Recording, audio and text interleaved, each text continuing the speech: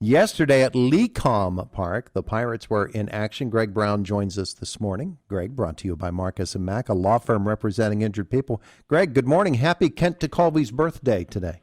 Good, son. I'm good. Thank you. That's great. Yeah, happy birthday to Teak, the rubber band man. There you go, man. We're thinking about the 1979 Bucks today because I got a book offer today to talk to Dave Parker. He has a new book coming out. Did you know that? Wow, no, I did not. Yeah, it's going to be called... So you'll talk to Dave today? Say that again? Yeah, so he's going on the book tour? He's starting the book tour. Yeah, I got the offer yesterday, so wow. I'm going to make that's great. An arrangement. The book is going to be called Cobra, and I can't remember the subtitle, but it's going to be good, because he'll have stories to tell. He's a great storyteller, isn't he? He is, and you really root for him going through the Parkinson's that he has, and he's made it a public battle. It's amazing to see this huge, at one time, huge, imposing man. When he came to the plate, it looked like a middle linebacker for the Steelers and not the right fielder for the Pirates that came to the plate. And to see him reduced to this, because of course it takes its toll physically. It does a lot of damage to one's body, and to see him fight through that is something else. It's such a stark contrast to what he was like when he was in his heyday. He was one of my favorite players of all time growing up. Somebody, as I've been asked over the years, grew up a Pirates fan, who were your favorite players? It's Stargell, Parker, and Omar Moreno for me. Those are my top three. Yeah, the book comes out April 1st. It's called Cobra, A Life of Baseball and Brotherhood. And I love the description. It says it celebrates one beautiful, confident, and talented soul who made his band of baseball brothers his family. That's a nice intro. And the truth, as you were reading that, Todd, I was thinking that what was great about Parker in his heyday, well, so many great things to watch him play.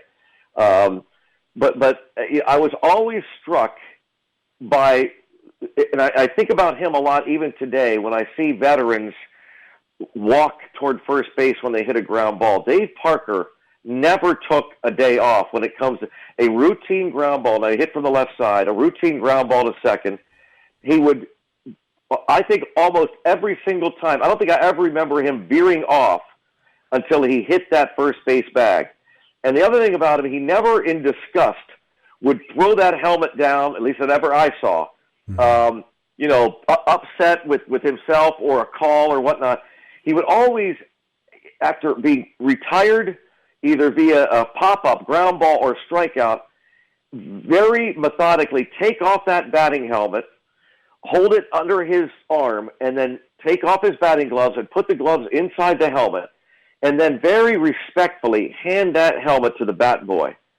I always remember how professional that was, and all of the trials and tribulations that he had toward the end of his years with the Pirates, and the drug trials, and then the Pirates suing him for that contract. And I just recall that. And this is my last thing about Parker, and I know you got some other things we got to roll here, but I interviewed Dave Parker when he was a batting coach for the Cardinals, and asked him about Willie Stargell, who was still with the Braves organization. And something about your relationship with the Pirates has been repaired.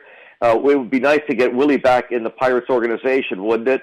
And he said, well, that's going to take somebody to come out and reach out to Willie.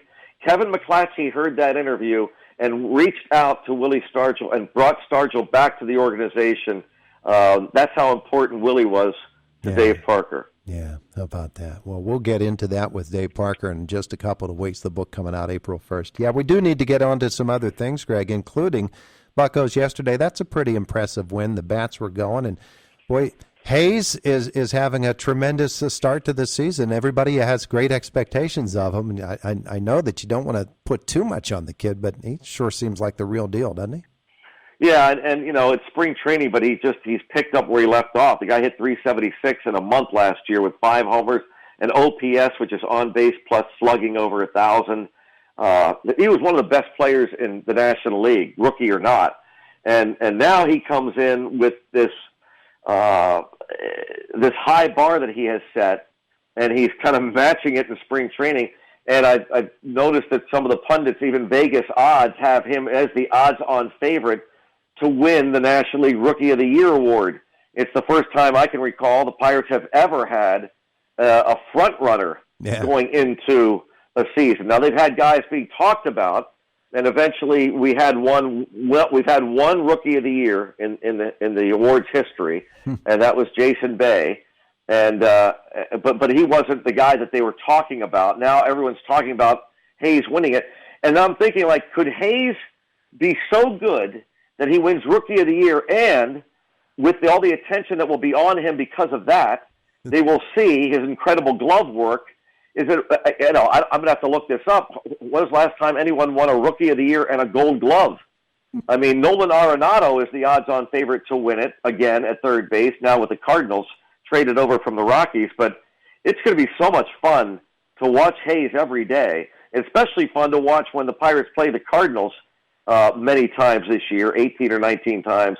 When those two are matched up together on the field, it's going to be a load of fun. It really will be fun to watch. And he was swinging yesterday. Kevin Newman's had a pretty good start. And, spring training, you get the bumps and bruises, and you look forward to getting some fellas back. Some people get off to really bad starts, slow starts. Some people take a while to heat up. But they're playing baseball, and that's the important thing right now. Greg, in the bullpen, the Pirates have a lot of names that a lot of people haven't heard about, but some of these guys are going to make this team. One of the guys that I like is another guy that happens to be celebrating a birthday today, a little unsung, Sam Howard. I like him as a pitcher. Yeah, Bob tagged him with the nickname Slingin' Sammy last year for an ode to way back the football quarterback Sammy Ball, nicknamed Slingin' Sammy. And he slung it last year and did a nice job as a first-year Pirate. Yeah, I like him too. I like Chasen Shreve, another left-hander they brought in as a free agent who's a veteran, has experience.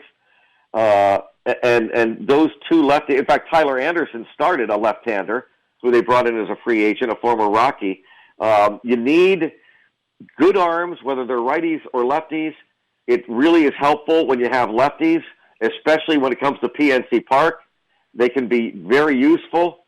And so, I like Howard. I think if you start to look at the makeup of the roster and the rotation, and you look at the 7 or 8 relievers they're going to have coming out of the bullpen, I have to believe that Sam Howard is penciled in, if not etched in stone, and Chasen Shreve is probably another. So, you can kind of whittle it down. And that's kind of the part of the fun of spring training, to kind of play, armchair general manager and figure out, okay, who are the 26 guys that the Pirates are going to bring north?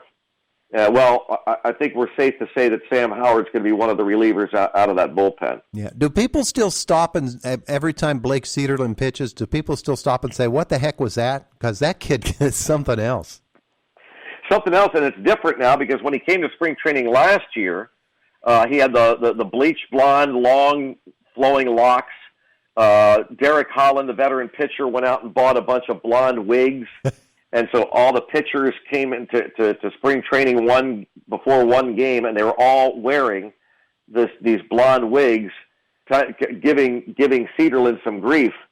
And he took it very well. But since then, he's cut the hair. He's gone back to his natural hair color. And maybe that's a good thing, because no longer are you just looking at the hair. You're looking at, or trying to look at that fastball that can reach triple digits. He's got the arm, and it's got enough movement that it can be deceptive as well. Because as we've seen in the past, we see a guy throw 99, 100, and get knocked all over the ballpark unless you've got some deception, some movement on the fastball, and he's got that. So there's another guy that I'd have to think has a leg up on maybe some others, even though he's just a rookie in Blake Cederland. I have to think that he's got a good shot just because of that arm you talk about. Yeah, absolutely. All right, so you road tripping today, or are you staying home? I'm staying home. I'm letting Bob and Joe take the trip north to Clearwater, and then I'm handing the baton to Bob.